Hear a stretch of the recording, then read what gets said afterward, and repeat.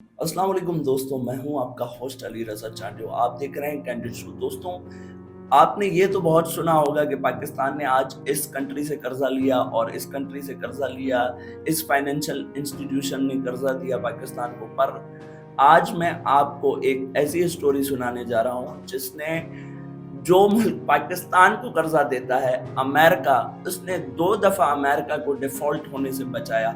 आज हम बात करेंगे जेपी मॉर्गन की। जेपी मॉर्गन कौन थे, कहाँ पैदा हुए, आज भी उनको दुनिया विलन क्यों कहती है, और बहुत सारे लोगों की नज़र में जेपी मॉर्गन एक हीरो है। जेपी मॉर्गन का किस खानदान से ताल्लुक था, उनके कौन से किस्से मशहूर हैं, आइए आपको बताते हैं इनके बारे में, और आखिर में आप इसका कंक्लूजन निकालिएगा कि जेपी मॉर्गन एक हीरो हैं या विलन। बात करें जेपी मॉर्गन की पैदाइश की, तो अमेरिका के एक शहर हार्टफोर्ड में मॉर्गन पैदा हुए। उनकी तारीख पैदाइश की बात करें, 17 अप्रैल 1837 में वो पैदा हुए। मॉर्गन जब पैदा हुए तो पैदाइश के साथ ही उनकी सेहत बिल्कुल नासाजगार रही, और कभी मॉर्गन को बुखार होता था, कभी नज़ला, और कभी पूरे जिस्म में दर्द होना। मॉर्गन को ये जो बीमारी थी, ये आज तक अनएक्सप्लोर्ड है, इसके बारे में लोगों को नहीं पता। मॉर्गन की इस बीमारी की वजह से मॉर्गन की हाइट और नोज दोनों ही एबनॉर्मली तौर पर बड़ी थी। बात करें मॉर्गन की फैमिली की, तो Julius spacer Morgan JP Morgan के फादर थे, जो कि एक बैंकर थे। बैंकर इन अ सेंस कि वो बैंक के मालिक थे, ना कि बैंक में मुलाजिम। तो इससे हमें ये साफ जाहिर होता है कि जेपी मॉर्गन एक बहुत ही रईस खानदान से ताल्लुक रखते हैं, जिनके घर में हमेशा बिजनेस डिस्कस होता था। बात करें मॉर्गन की इब्तदाई तालीम की, तो मॉर्गन ने इब्तदाई तालीम अपने हार्टफोर्ड शहर से ही हासिल की। बाद में वो आला तालीम हासिल करने के लिए यूरोप गए। मॉर्गन को मुख्तलिफ ज़बानें और मैथमेटिक्स का बहुत ज़्यादा शौक था। मॉर्गन की हम अर्ली लाइफ, स्कूल लाइफ की बात करें, तो मॉर्गन स्कूल में ही बहुत ज़्यादा इंटेलिजेंट स्टूडेंट थे, जो कि अपने टीचर्स को ही मुख्तलिफ जगहों पे कंफ्यूज करते थे, उनसे डिफरेंट क्वेश्चन करके। मॉर्गन अपनी आला तालीम हासिल करने के लिए जर्मनी गए। जर्मनी जाना उन्होंने इसलिए प्रेफर किया क्योंकि उनकी अर्ली लाइफ में उनको मुख्तलिफ लैंग्वेज सीखने में इंटरेस्ट था। बाद में मॉर्गन मैथमेटिक्स और मल्टीपल लैंग्वेज के एक्सपर्ट बने, जो कि उनको आगे फ्यूचर में बहुत काम आई। बात करते हैं मॉर्गन की पहली बिजनेस डील की। तो मॉर्गन ने पहली बिजनेस डील तब की जब अमेरिका के अंदर सिविल वॉर चल रही थी। सिविल वॉर 1861 में शुरू हुई थी और इसने अमेरिका को पूरी तरीके से तबाह कर दिया था। तो मॉर्गन ने एक ऐसा सिविल वॉर के अंदर लूप होल ढूंढा जो कि एक बिजनेसमैन ही ढूंढ सकता है। तो वो लूप क्या था? वो लूप ये था कि मार्केट के अंदर $3.5 की एक राइफल मिलती थी, जो कि आपको मैंने बताया कि जेपी मॉर्गन के वालिद साहब एक बैंकर थे, तो इससे साफ जाहिर होता है कि पैसा बहुत था।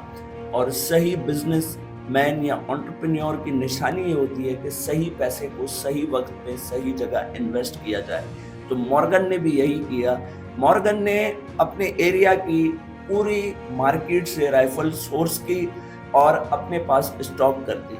मार्केट के अंदर राइफल्स की कमी हुई, तो जाहिर सी बात है, जिस चीज़ की डिमांड ज़्यादा होती है उसकी प्राइस ऑटोमेटिक हाई होती है। तो मॉर्गन ने भी यही किया, राइफल्स अपने पास ज़्यादा तादाद में स्टॉक की और गवर्नमेंट को $22 की सेल कर दी, जिससे मॉर्गन तेज़ी से अमीर और बहुत नामवर शख्स बन गए वॉल स्ट्रीट के ऊपर।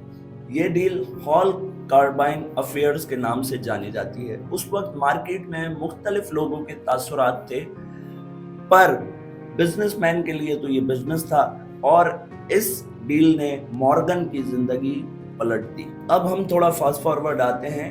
अब शुरू हुआ है अमेरिका के अंदर गिल्टेड एज। अमेरिका पूरे तरीके से नया बनाया जा रहा था, जिसमें कंस्ट्रक्शन हो रही थी, रेल रोड नेटवर्क बनाया जा रहा था, कम्युनिकेशन सेक्टर में, ट्रांसपोर्टेशन सेक्टर में, एजुकेशन में, हेल्थ में पूरे तरीके से डेवलपमेंट चल रही थी पूरे मुल्क में, जिसमें यूरोप से मुख्तलिफ इन्वेस्टमेंट्स हो रही थी।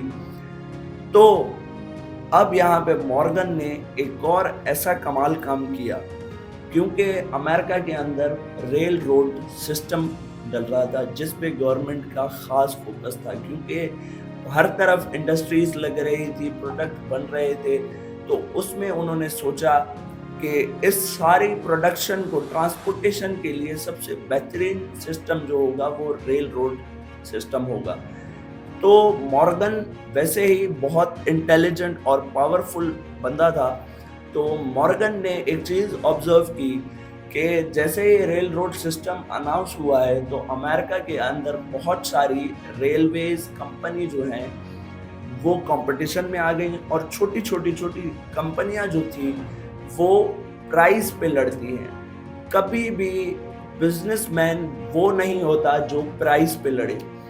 बिजनेसमैन हमेशा कोशिश करता है कि मैं मार्केट के अंदर अपनी मोनोपोली बनाऊं या अपना ऐसा कॉन्सेप्ट क्रिएट करूं कि कंज्यूमर मेरे पास अट्रैक्ट हो। मॉर्गन ने भी यही किया। मॉर्गन ने वो सारी छोटी जितनी भी रेलवे कंपनीज थी जो रेलवे ट्रैक बनाती थी उनमें मैनेजमेंट चेंज करके बोर्ड ऑफ डायरेक्टर का हिस्सा बन के उन सारी कंपनियों को एक बड़ी कंपनी में मर्ज किया, जिसने रेलवे सेक्टर के अंदर 60% जो कॉम्पिटिटर थे वो ख़त्म कर दिए और मॉर्गन रेलवे सेक्टर के अंदर डोमिनेट करने लगे।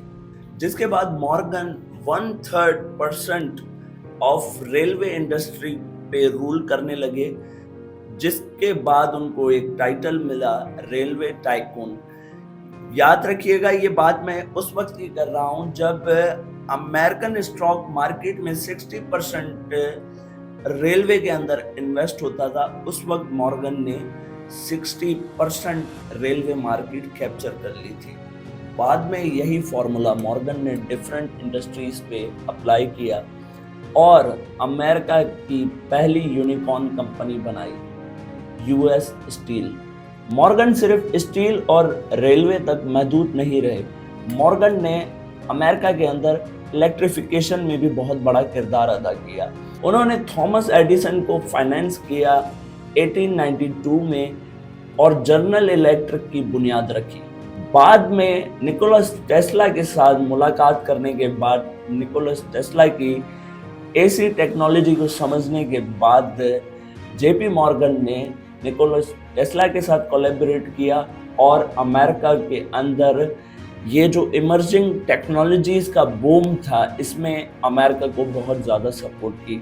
हम बिल्कुल उन्होंने इसमें पैसे भी कमाए, ऐसा नहीं है, पर एक एंटरप्रेन्योर वही होता है जो अपने मुल्क के काम आए और उसके साथ साथ पैसे भी कमाए।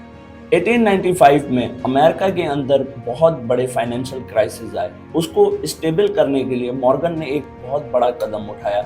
अपने बाकी बैंकर्स के साथ मिलके मॉर्गन ने यूएस प्रेसिडेंट को एक ऑफर की कि हम आपको 3.5 मिलियन ऑन्स गोल्ड देंगे जो कि आप यूएस रिजर्व में रखेंगे, जिसके एक्सचेंज में उन्होंने $65 मिलियन के बॉन्ड्स लिए, जिससे इकॉनमी दोबारा स्टेबल होना शुरू हुई और इन्वेस्टर्स का ट्रस्ट बिल्ड हुआ, जिसके बाद यूएस बहुत बड़े फाइनेंशियल क्राइसिस से बाहर आ गया।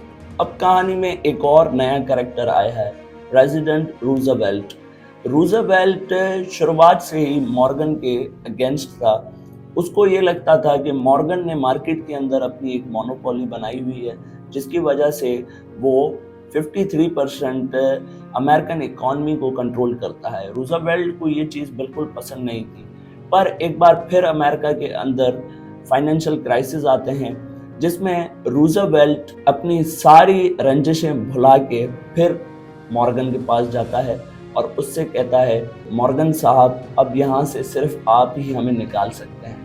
फिर मॉर्गन ने एक बहुत ही बड़ा प्लान दिया, जिसमें उन्होंने अपने साथी जितने भी बैंक्स थे उनको बुलाया और कहा कि आप अपने साथ छोटे बैंक को एक्वायर कर लें। अब हो ये रहा था मार्केट के अंदर कि लोगों का ट्रस्ट बैंक्स के ऊपर उठ चुका था और लोग ज़्यादा से ज़्यादा कैश विथड्रॉ कर रहे थे बैंक्स से, तो जिसकी वजह से मुल्क के अंदर इनफ कैश नहीं था कि लोगों की डिमांड पूरी की जा सके। हुकूमत ने कैशियर्स को बोला कि आप करेंसी स्लो गिने ताकि करेंसी गिनने में टाइम लगे और कैश की डिमांड पूरी करने के लिए हमें कुछ वक्त मिल सके। तो मॉर्गन ने एक बार फिर मिल के अमेरिकन इकॉनमी को सेव किया, जिसमें एक बार फिर यूएस के जितने भी इन्वेस्टर थे उनका ट्रस्ट बिल्ड हो सका। 31 मार्च 1913 जेपी मॉर्गन वफात पा जाते हैं। जेपी मॉर्गन तो वफात पा गए, पर अपने पीछे ना खत्म होने वाली बहस छोड़ गए कि जेपी मॉर्गन हीरो थे या विलन। इसका फैसला तो कहानी सुन के आप ही करेंगे कि जेपी मॉर्गन हीरो थे या विलन थे। कुछ अमेरिकन की नज़र में तो जेपी मॉर्गन एक मोनोपोलिस्ट थे, जो कि किसी भी इंडस्ट्री के अंदर मोनोपोली क्रिएट करके पैसा बनाते हैं, और कुछ अमेरिकन की नज़र में वो एक हीरो हैं जिन्होंने 2 दफ़ा अमेरिकन इकॉनमी को सेव किया, और उनको सेवियर ऑफ अमेरिकन इकॉनमी भी कहा जाता है, जिसकी वजह से आज हम यहाँ बैठ के जेपी मॉर्गन की बात करते हैं। आपकी नज़र में जेपी मॉर्गन हीरो था या विलन, ये हमें कमेंट सेक्शन में ज़रूर बताइएगा। मिलते हैं कैंडिड शो के नेक्स्ट एपिसोड में, तब तक के लिए दीजिए इजाज़त। अल्लाह ने के बाद।